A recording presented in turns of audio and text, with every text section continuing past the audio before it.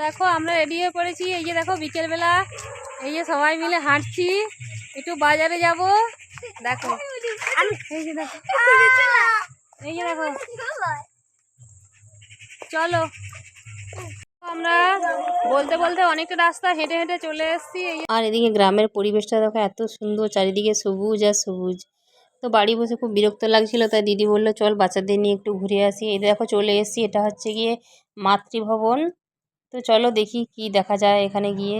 গেটটা তো বেশ সুন্দর করে সাজিয়েছে, বেশ দারুণ লাগছে। চলো ভেতরে ঢোকা যাক, তারপরে কি হয় দেখা যাবে। দারুণ সুন্দর। তো আমরা টিকিট করলাম, এখানে নিল 10 টাকা করে মাথা পিছু। কি আছে তা তো জানি না, এই প্রথমবার এলাম, দেখি চলো কেমন লাগে গিয়ে। ওদিকে তো আমার বোন বাচ্চাদের নিয়ে এগিয়ে যাচ্ছে, তা আমি ভিডিও করার জন্য একটু দাঁড়িয়ে গেলাম। দেখো জায়গাটা কত সুন্দর, তোমাদের দেখাচ্ছি। বেশ সুন্দর, ভালো সাজিয়েছে জায়গাটা।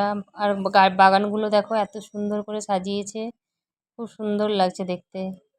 তো জানি না, এর আগে তো কোনো দিন আসিনি। তো অনেক লোকজনও আছে কম বেশি, মানে বেশি লোকজন নয়, মোটামুটি গ্রামে তো এত লোক হয় না।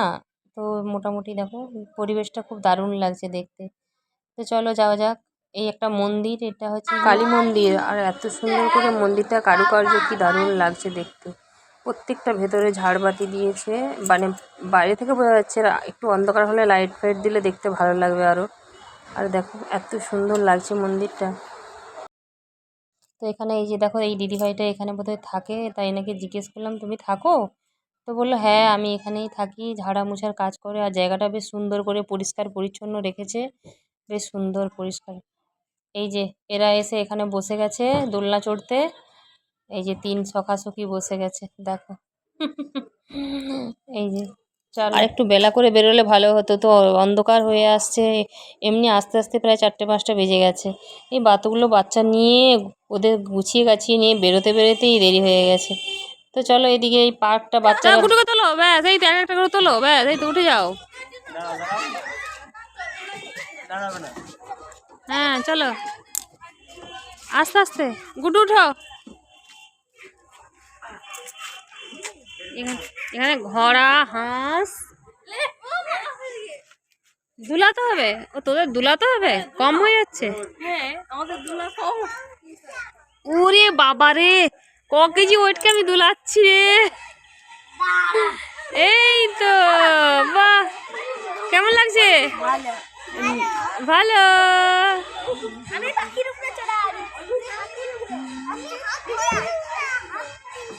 তো ওদিকে বাচ্চারা তো দোলনা চড়ছে, আর আমি এদিকে একটু হাঁটছি, বেশ ভালো লাগছে।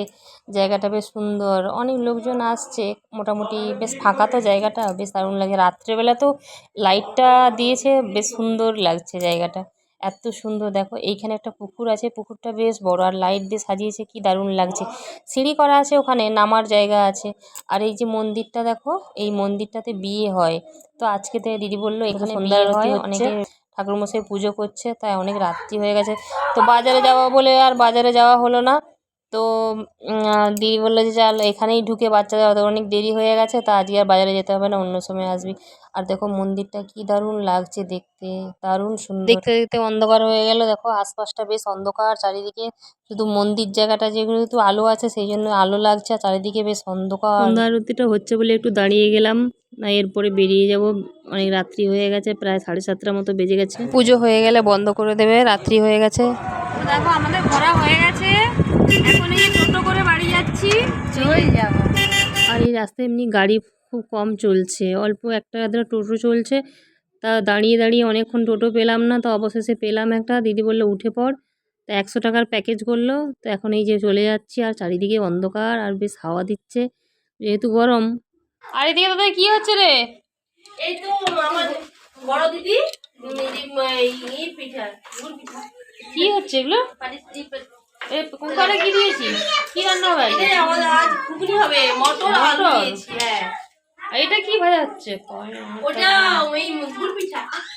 আরে বাস, ও গুড় পিঠা, দেখি তো কেমন হয়েছে, একটু দেখি। হাবি হাবি হাবি হাবি, দেখো দেখো, বাহ সুন্দর, হাত জ্বলে গেল, খুব সুন্দর। তো খেয়ে দেখবো কেমন লাগে, খা দেখি বেটা কেমন হয়েছে। এদিকে বোন আর দিদি মিলে রান্না চাপিয়ে দিয়েছে, আর এই যে গুড় পিঠা বানিয়েছিল, খাওয়া দাওয়া চলছে। ঠিক আছে চলো টাটা।